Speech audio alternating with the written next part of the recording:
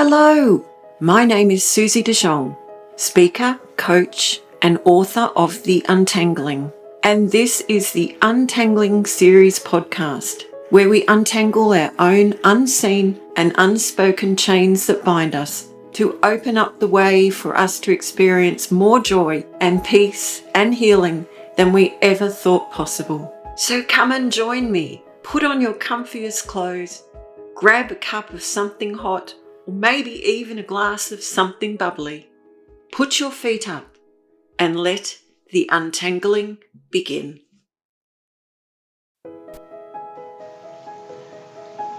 Welcome to the next episode of the Untangling series podcast. I am so glad you have joined me again today, and I'm really thrilled to introduce a most amazing woman with a most amazing story. Her name is Ruby Mitchell. Ruby and I met back in 2018 when we were both fellow graduates of Rapid Transformational Therapy, also known as RTT, a therapy created by UK psychotherapist Marissa Peer. Ruby is a trained psychotherapist, clinical hypnotherapist, advanced RTT therapist, family trauma specialist, and a dedicated trauma specialist. That's a lot to have on your CV, isn't it? Widely regarded as an expert in self-guided healing and trauma recovery, Ruby is also a board member of the Australian Society of Clinical Hypnotherapists. Her rapidly transforming trauma program has helped thousands of childhood trauma survivors and survivors of other types of trauma worldwide to completely transform their lives. Ruby's own story began in her early 20s when she was dealing with not one, but two rare, debilitating genetic illnesses. This led her down the path of investigating her family tree to find out more about it. What she then discovered turned Ruby's life and her view of her own self-identity upside down and started her on her own journey of healing from trauma. Once on this journey, Ruby just knew deep in her heart that she wanted to support others who had experienced similar childhood traumas or other types of traumas, including those suffering with PTSD. This is Ruby's story.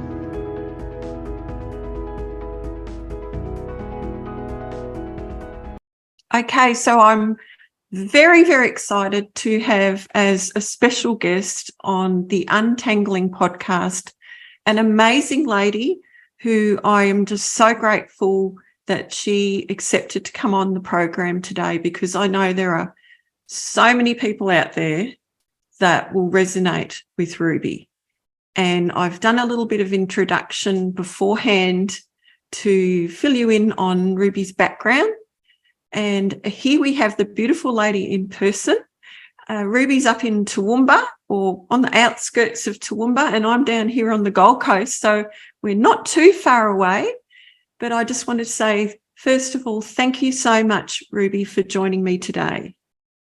Thank you, Susie. It's such a pleasure to be here. And it's such a treat to be working with someone in the same time zone, right? Absolutely. Well, it makes it easier, doesn't it? It does.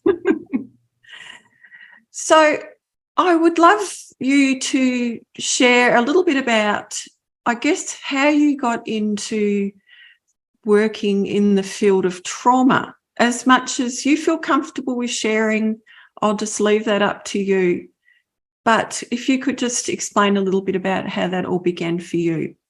Yeah, absolutely. Thank you so much. So I think my experience is actually similar to many people who choose to specialise in this field, in that it is what I lived through and worked through and healed myself.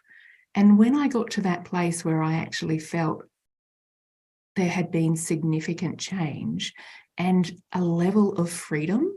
I was so excited and so inspired to be able to help other people get to that place as well. So for me, I grew up knowing that I was raised in a pretty dysfunctional family. And I mistakenly thought that if I grew up and moved away and ceased contact, that would be the end of it. And as many of us who have walked this path know, that is not the way it works. So geographical and physical distance doesn't actually undo the damage that was done. And so for me, my trauma really presented in the form of physical ailments. So when I was 21, I developed a tumor in my skull, and I had to go down and have quite a radical surgery at that time. I had a 3.5-inch piece of my skull here on the left that was removed, and I have a polymer resin plug that's in place. And when they did the testing initially, they told me that it was a very rare genetic condition. And so not only was this a huge thing to be going through physically, but it was also the start of my emotional unraveling in terms of realizing that the family that I was raised in were not necessarily my biological family. And so then I had about a 14-year period where I had significant illness, because what we didn't know at the time was that the tumor was actually a form of Langerhans cell histiocytosis, which is a recurrent cancer that can show up anywhere in your body. So for that 14, 15-year period, I would be really, really sick. And then I would go through and we would deal with the problem and I'd be okay and I'd be in remission. But that remission would only last for 6 to 9 months at a time. So it was this really awful long period of being in the trenches and literally fighting for survival. And at the time, right at the very beginning when this happened, someone suggested that I might need to speak with a psychologist. And I was so deeply offended, because to me, this was clearly a physical issue and had nothing to do with my childhood. And I had no interest or desire to speak about any of that whatsoever. Obviously, as time progressed and I grew a little bit older and I realized things were not improving on their own, I did eventually seek treatment, and I was in therapy for quite a few years. And then it was around 2014, I had a really traumatic triggering experience. So I was standing in line at a grocery store, and I have a very heightened sense of smell. And what I didn't know at the time was that the person who had sexually assaulted me when I was a child was 2 cash registers over, and I smelt him before I saw him or recognized him at all. And I had this absolutely overwhelming physical response. My body just went into shutdown, and it was both terrifying and incredibly embarrassing. But it was really a turning point for me, because that was the point when I went, okay, I can't keep pretending that everything was okay. And that was around the same time that I was diagnosed with complex PTSD. And I was really frustrated, because I sat in that therapist office, and when I got the diagnosis, I didn't know what that meant. I had no idea of what that diagnosis meant to someone outside of military experience. That was the only place I'd really had any knowledge about PTSD. And when I asked the therapist, okay, so what does that mean now? What do I do moving forward? And she just sort of had a little chuckle and went, oh, darling, you're going to be in therapy for the rest of your life. Oh, I'm sorry. I did not handle that well. Are you serious? Mm-hmm. Oh, And that was, wow. I'm pretty sure that was 2014. Yeah. So the other part of me is that I have a bit of a rebellious nature, and I tend to fight back when people tell me what to do. And so I did. I had that little moment where I went, oh, because I literally, she said to me at a later stage, she said, "Oh, that's great. We were thinking about putting a tennis court in the backyard." And I was like, oh, I was so offended on so many levels. But I appreciate that now, because that was the moment that I went, oh, no. I am not going to, I'm not going to be in therapy for the rest of my life. Although, to be fair, I have been in therapy since then, but on the other side of the coin, because that was the moment that I went, I am going to learn absolutely everything that I can possibly learn about this condition and treating this condition and what is required to actually heal from this condition.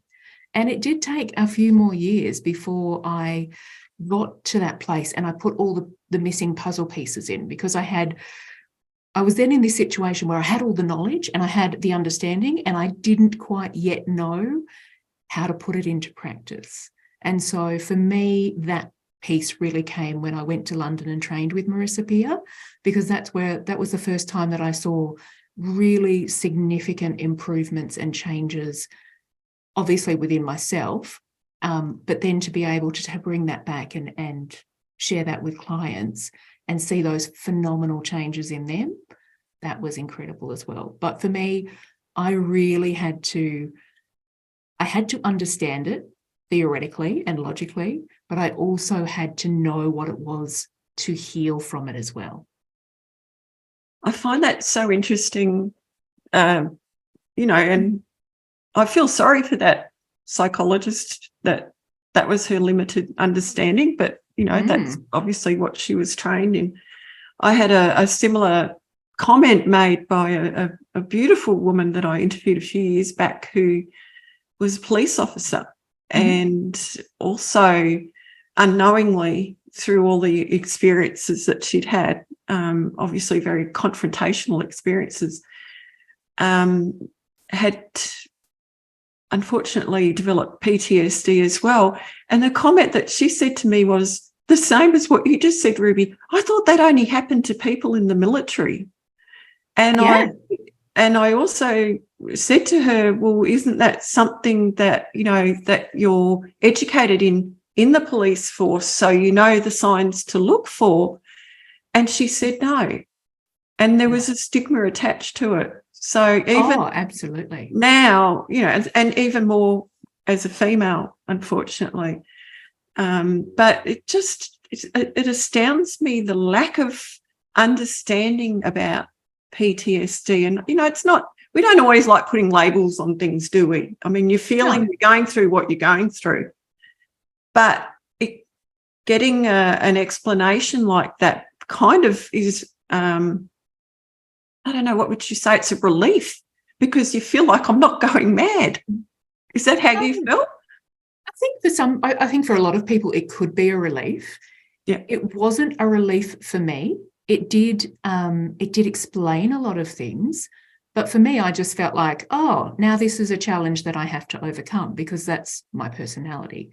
But I just before I received the diagnosis, I remember I had dropped my kids at school and I was driving in the car and I completely dissociated. And I had that moment when I realized that it was dangerous, that what I was experiencing was really, really dangerous, because I was able to pull my car to the side of the road. But beyond that, I was not in my body or attached to my body or anywhere to deal with it. So my mind was obviously really struggling to process this incredible depth of information that had just been dumped upon it. And it was good for me to get that diagnosis, because it made me realize how serious it was, that it was not just a little thing here or a little thing there, which is kind of how I felt like it was. Or on the other side of it, I felt like I should have just been coping better. I felt like, I'm a strong woman, I'm very independent, I like to think of myself as rather intelligent. And it was really frustrating for me that these things were happening that were beyond my control, and that I couldn't just white knuckle my way through it. But receiving that diagnosis allowed me to understand why I wasn't able to just persevere and get through it. And that must have been terrifying, that moment where you dissociated. had a similar thing years ago when I had a bit of a breakdown. It was just like the world was going on around me and I was watching it, but I wasn't a part of it. It is terrifying. But I guess it's a wake-up call, isn't it? Yeah, it really is. And I think one of the real challenges that those of us who have experienced childhood trauma have is that we normalize these experiences because we've been doing it or experiencing it for such a long time. And it is a coping mechanism, but it's not a healthy coping mechanism. However, we don't always give it the level of importance that it should have, because to us, that's just normal. And quite often, it's not until someone makes a comment that you then go, oh, maybe that's not really normal. Because I know for me, growing up, I was very aware that my family was dysfunctional, but I was not aware to the degree of the dysfunction that we were living in. I thought everybody dealt with these things. And so it was really quite shocking to me when as a teenager, and I started to go to my friends' houses and realize that people didn't speak to each other in that way and they didn't behave in that way. And it was perfectly normal to be in someone's house for 24 hours without anyone having an explosive, violent outburst. That was so normal in my childhood that I thought that was the way it was for everyone.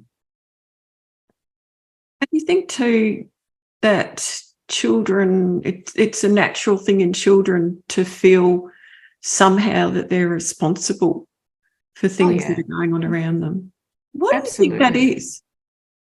Oh, that is a really good question, Suze. I think it's because kids think everything is their fault. Kids live in that little solar, that universe where they are the center of everything.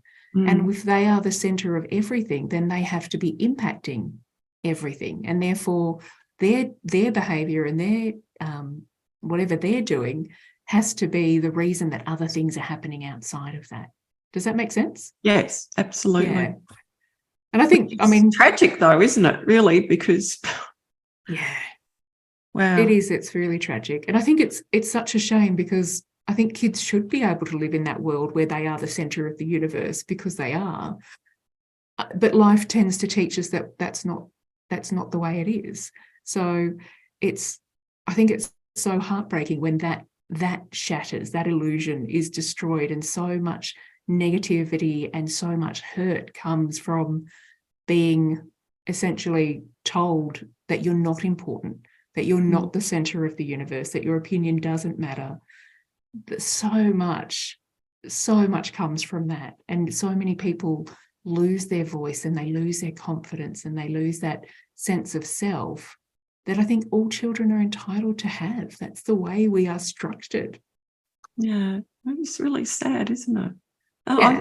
I can see it and understand it. And obviously that's the kind of people that you're helping now navigate those things, those stories that they've told themselves.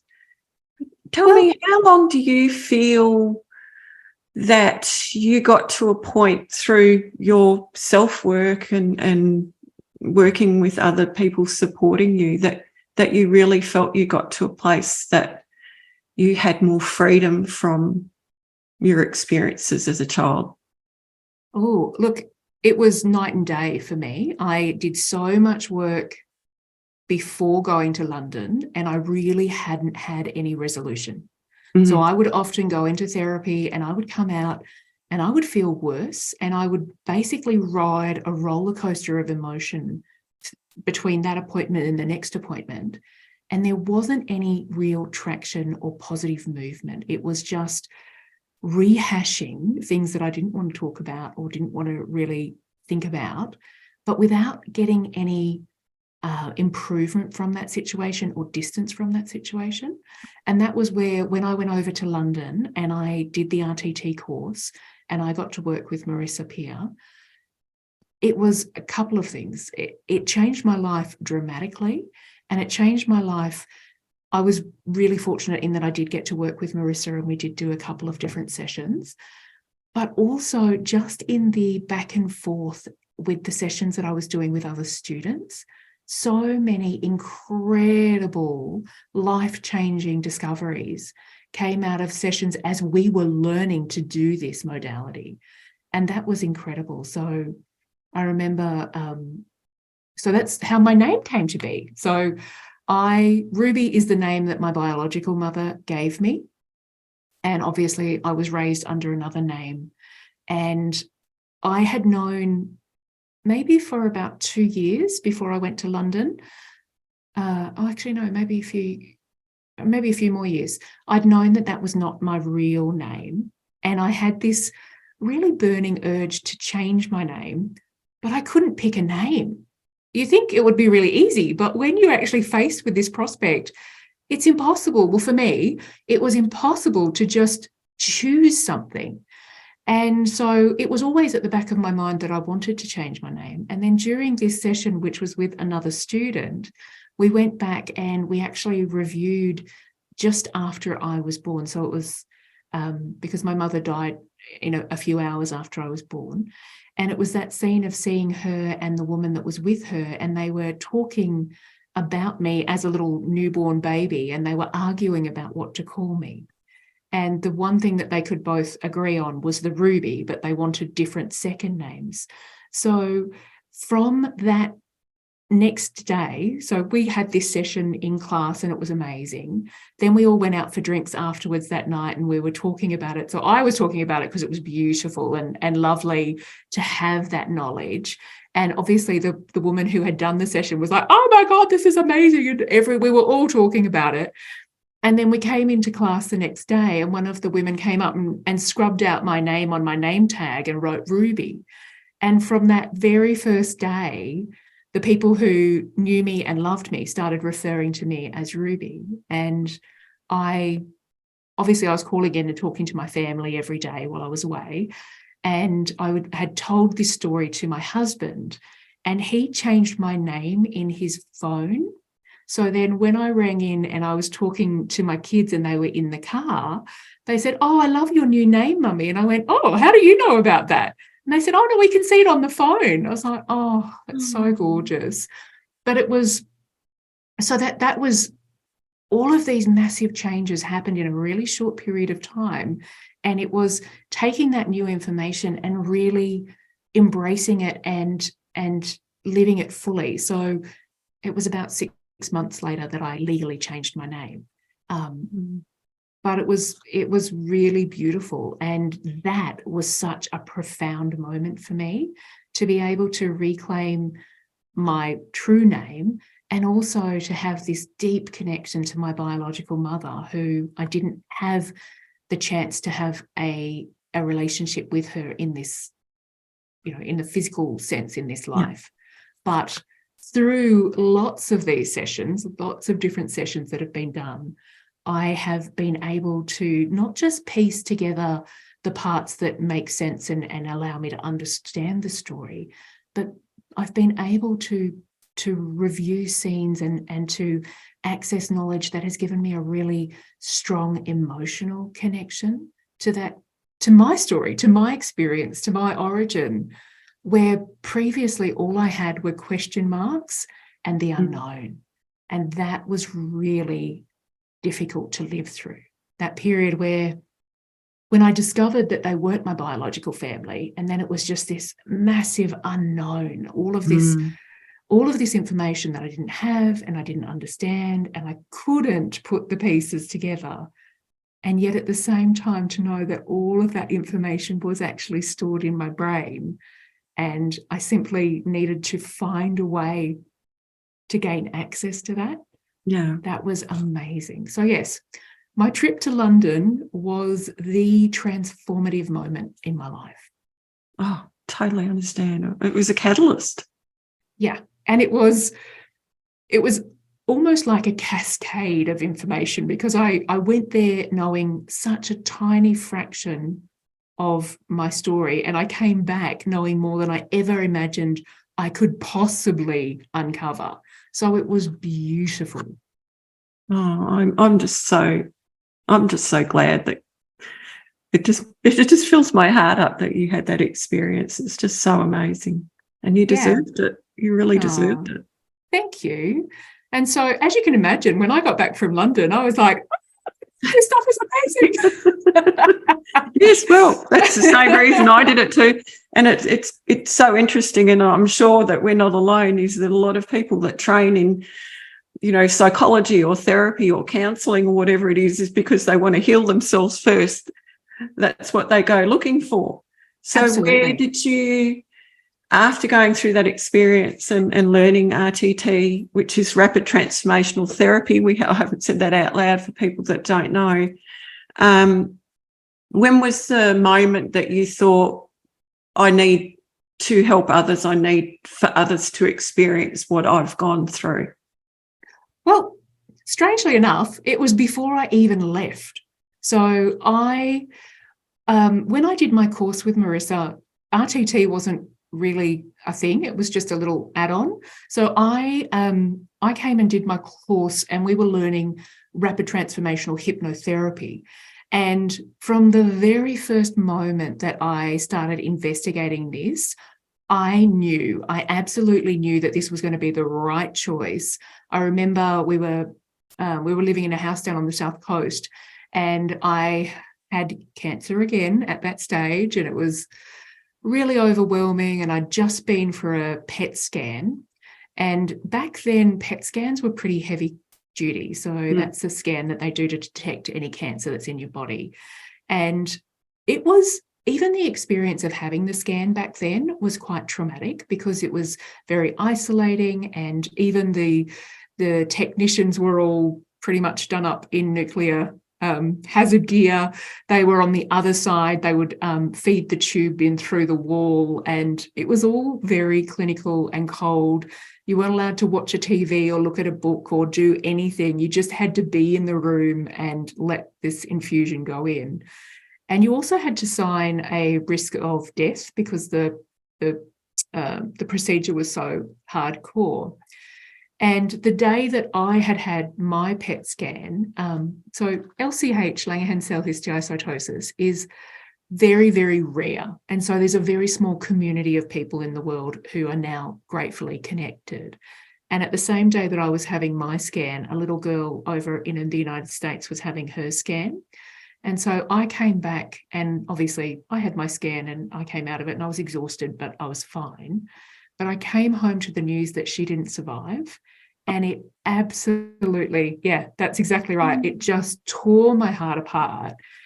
And I was so grateful, because this condition affects children far more than it affects adults. So it was unusual that when I had my initial diagnosis, I was 21. But I had this moment, and I was sitting there, and I was feeling really sorry for myself. And I was doing that. I cannot keep doing this. This is so exhausting. And just happened to be that was the very first night that I watched a Marissa Peer video on YouTube. And she was talking about you are enough. And oh my God, just that concept, that very, very simple concept that you are enough as you are right now, exactly as you are at this time in this space. That was the first moment that I went, oh, this is my woman. Like, this is the person that I need to train with. And at that stage, she wasn't training. She wasn't teaching anyone. So I was pretty excited when I did obviously get the email to say that she was going to be training people, and took myself off to London at the very first opportunity that was available to me. It was profound. So before I left, I knew what qualification I would come back with, and I already had my business cards printed up the week before I left. And I had my first client booked before I even went to London. I was in the nail salon, and I was getting, ready to go over to London. And a lady 2 seats down from me, she said, "Oh, did you say hypnotherapy?" And I said, "Yes, I did." And she was like, "Oh, I'd love to try that." And I slid my little card over, and I said, "Well, I'll be back in about 4 weeks. Give me a call, and we'll get you sorted." And it was really amazing to have that. Like, before I even went, I knew that there were people who were interested. And then obviously I was sharing a lot at that stage via Facebook, which I don't do anymore. But at that stage I did.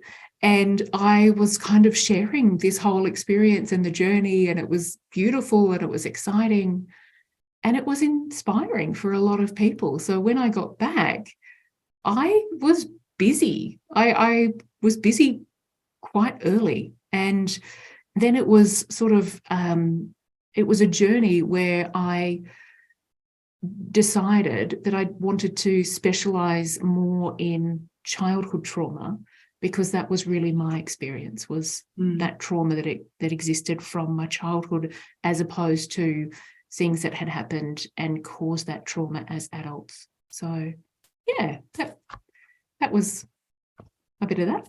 Yeah. Well, I felt the same as you. As actually saw that same video of You Are Enough, and that's how I went down that path. And I guess too, when you do work in the field of therapy, whatever that looks like, it's just astounding. I think is the only word I could use of how many people have experienced abuse as children or young adults, in all forms, sexual, violence, emotional, and it's nearly every 1 in 2 people that you come across. And it's so how do you define trauma? How would you define trauma? Because there's so many different forms of trauma. There absolutely are. So in my definition, trauma is anything that has a profound impact on the psyche. So, something that changes the way that your mind and your body respond to a situation. Because everyone, we can all be exposed to a situation, and yet people will react and respond differently. And so we can have a situation where, say 3 or 4 people are exposed to an awful car accident. And you might have one person who just bounces through it and it's something that happened and it's not a problem. You might have another person who they are quite shaken by the experience and they have quite a strong trauma response in the moment. And then they process that quite quickly and it's over and it's just a memory of something that's occurred. And then you might have those 2 other people, and you might have someone who they were part of that experience and, they just sort of go, oh, well, that happened and I'm okay and I've survived and it's fine. And then it might be days or weeks or months down the track, and suddenly they're struggling with their sleep and they're having intrusive thoughts and it shows up a little bit later. And then that 4th person, it might be years before anything ever happens that relates back to that car accident, but that would have been the moment that changed for that person. So I think trauma is really, really interesting because we all react and respond differently, and very few people come out of it unscathed. Yeah. And I guess too, we women, we're, I guess, luckily more open to talking about our feelings and our emotions with our friends or, seeking help. But absolutely, men are not as open, some of them, because of the way that they've been brought up or the way they feel people will judge them. So do you find that you have as many men reaching out to you for support? No, I don't. I do have male clients, and it's quite disproportionate. Far more of my clients are female. And what I find really interesting with my male clients, traditionally, it's usually when something in their life suddenly stops working. So they can handle it all up to a point until something happens. And that's that one thing that they just can't move through. And quite often it will be when their relationships are on breaking point. They'll come right when they can't deny it anymore or they can't ignore it anymore. And it's almost as if life forces them to make a choice or make a decision at that point. And it's really interesting because my male clients are mind-blowing. They really are. They're quite different to my female clients. They really are. But it's interesting because they have, in general, they have far less understanding of what it is that they've gone through or what they've experienced. Women, as you say, not only do we talk about it, but we tend to research it. We read about what's going on. We like to educate ourselves and to be a little more aware. Whereas, I can't say in general, but what I've seen in my practice is that men are really busy doing what they think they need to be doing. So providing for their families, excelling at work, showing up for their mates and being there and doing that. They don't have a lot of time left for self-analysis or self-development. And so it comes to a point where they realize that something has to give. And then they are so incredibly motivated to fix that situation that I have some of my most phenomenal responses and results are actually from my male clients. And I find some clients in general, and this is just with anyone that's had trauma, some people are really closed off and they struggle to be able to articulate their experience or to be able to trust you enough to share that, to open up and share, because they've got such a history of being betrayed or knowing that they can't trust someone. My male clients tend to do that a little bit differently. By the time they come to me, they are ready and they are, they're no holds barred. So you've almost got to brace yourself a little bit because you know that it's going to be intense.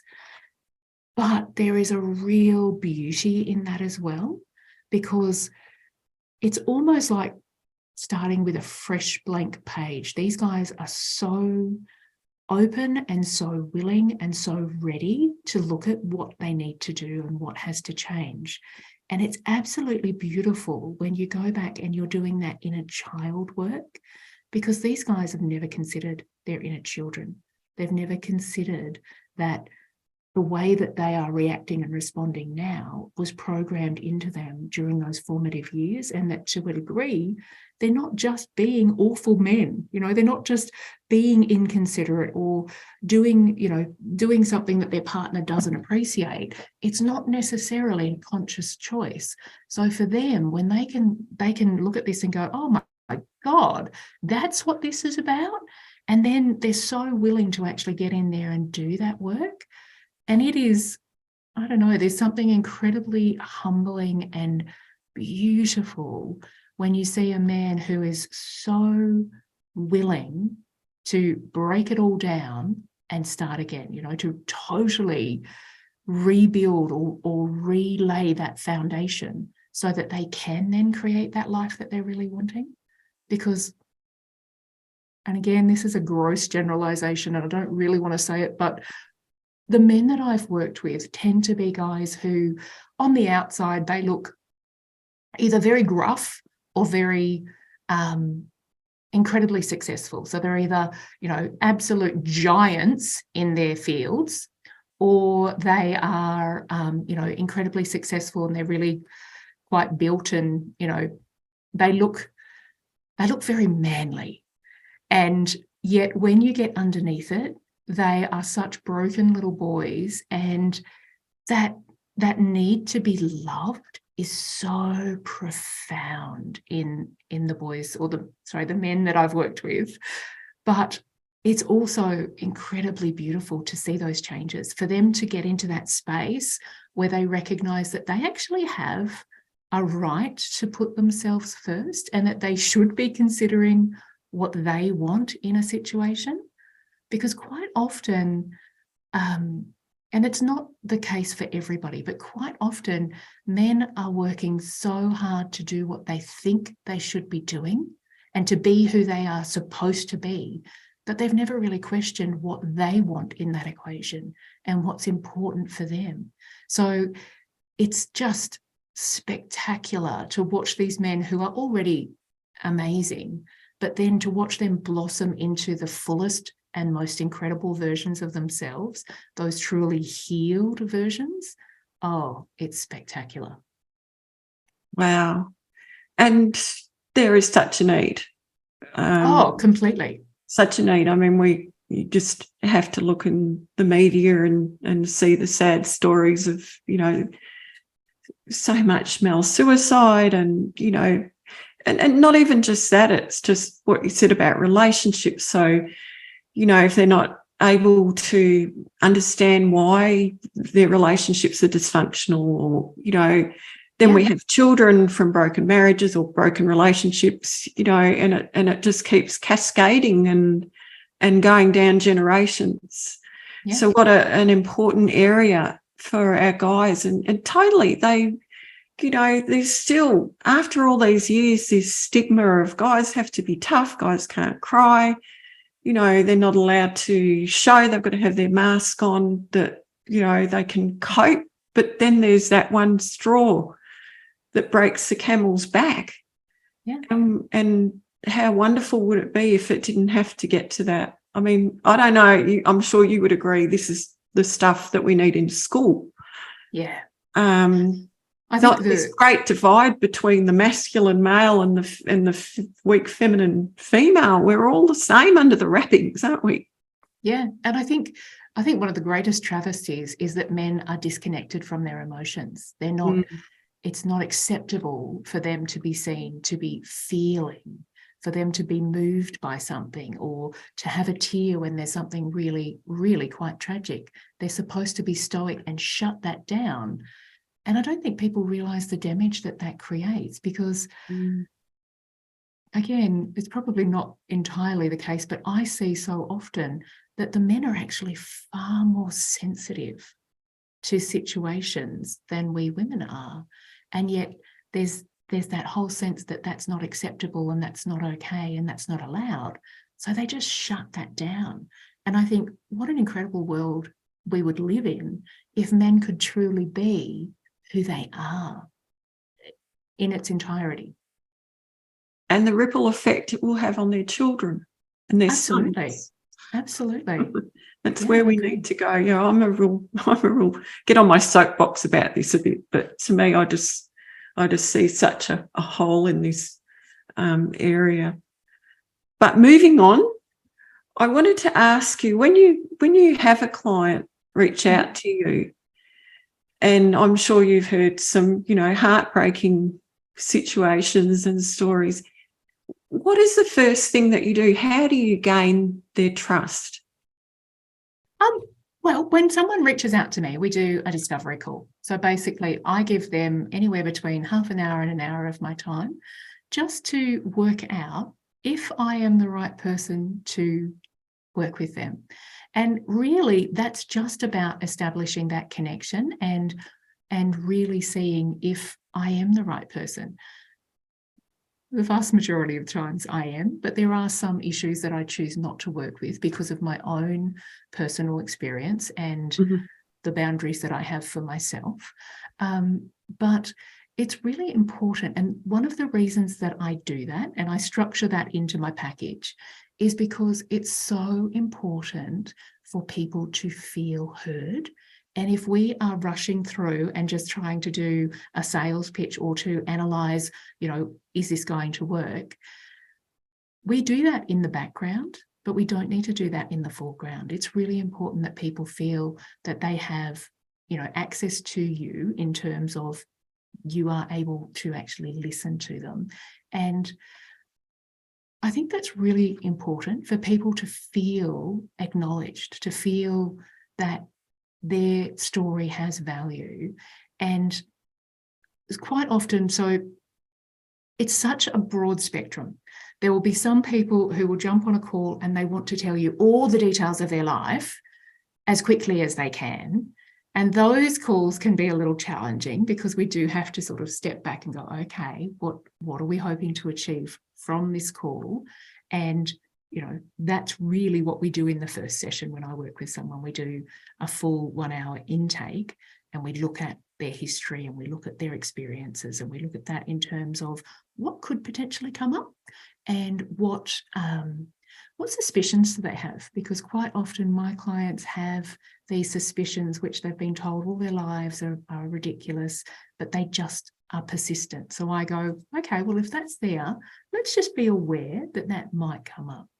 So with that discovery call, and when people reach out, for me, it's really about letting them know that, yes, I am here to listen to them, and also letting them know that I've created a way of working with clients that provides more support for them.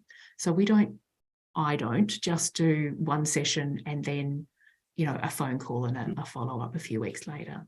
When I work with people, I work with them over an entire month, and we meet 5 times during that month. So it's a lot of support. So it's important to have the balance between getting in and doing that work, and then also having the time and the space to unpack it and discuss any concerns or any elation that come as a result of that.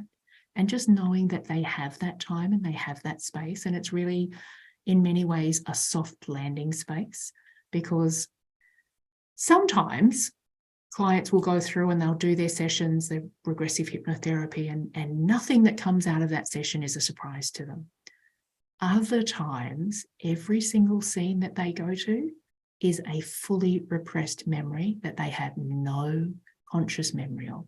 So that is an overwhelming situation where they are dealing with things that are normally they're quite traumatic in and of themselves, which is why the mind has gone back to that moment, because that's what they need to deal with. But on a conscious level, this is a whole lot of information to suddenly be overwhelmed with and to then try to process through. So I like to let people know how I've created that package and why I've created that package, so that they have that little bit of extra support and cushioning should the journey get bumpy. Wow, that just sounds amazing. Yeah. And there's something about you, I've said this to you earlier, there's just this beautiful gentleness about you that is so comforting. And I'm sure you've been told that before by your clients. I mean, working in that field of trauma, I mean, you must hear some things that, are quite heavy. You've got to be really careful not to take on other people's pain. But there's just such a beautiful gentleness about you that I can imagine that really assists your clients in feeling safe and being able to share without judgment. I'm sure you've heard everything by now. I just think you're amazing. And you also mentioned to me that you are not going to be working ongoing one-on-one with people, but you've designed a group or what would you call it? What's your program that you have launched? Well, I haven't launched it yet. I'm still in the production stages with my course, but I am creating a container that will allow people to work through some of these aspects of their trauma independently, because I know that there are people like me who want to do things on their own. And I think it's important to have both options. So as we were discussing, I've always since I started my practice, I've had this overwhelming sense that I don't have enough hours in the day to support all the clients that would like to work with me. And I've wanted to move into something that allows me to work one-to-many as opposed to one-to-one. So I'm creating this, it's an online course at this stage, but there will be live support that goes with that. So group therapy in line with the course that they'll be doing at the same time. And I have 2 names that I've registered, and I'm not quite stuck on one yet. So it will depend what it actually eventually comes out to. But I have rapidly transforming trauma and rapidly transforming childhood trauma. And it will really just depend on which, how much I focus on particular modules and how robust those modules are as to what I choose to call it in the future. Oh, it sounds amazing. Thank you. And I mean, there's only one of you. So, unfortunately. And you do have a life outside of this. You have a family and you're studying. So tell us about your study also, Ruby, because it sounds fascinating.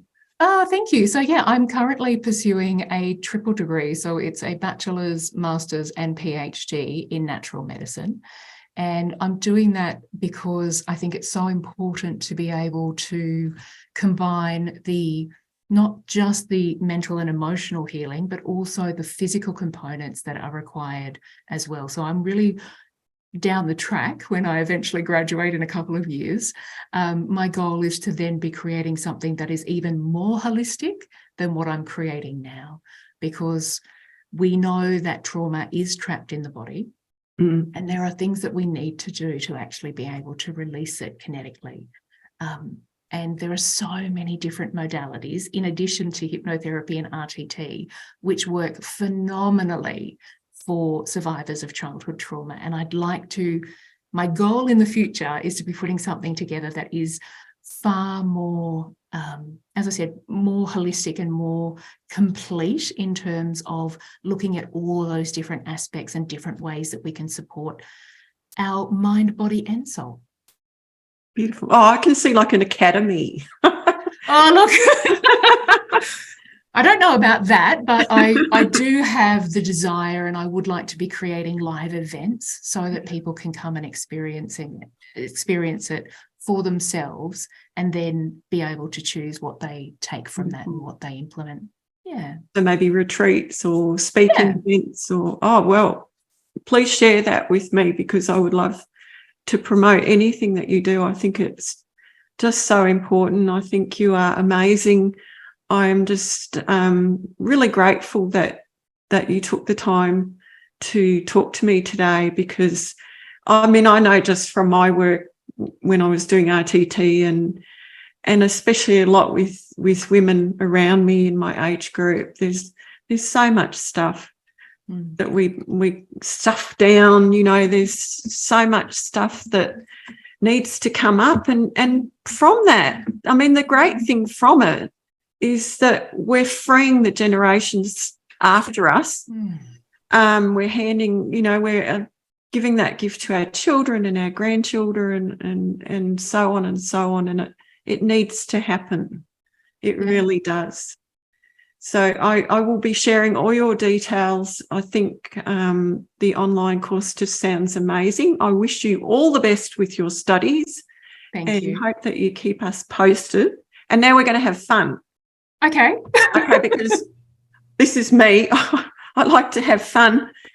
We talk about some heavy stuff, and I've got just this really daggy sense of humour. So I'm going to ask you a few questions based on the Actors Studio. I don't know if you've ever watched that show, but at the end of the show, the interviewer asks a series of questions. You don't know what's coming. Just answer at the top of your head.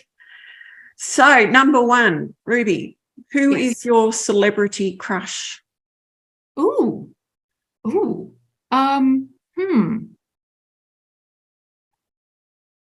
don't really have one. People say that. I mean, George Clooney just goes like that. That's all right. You don't have to have one.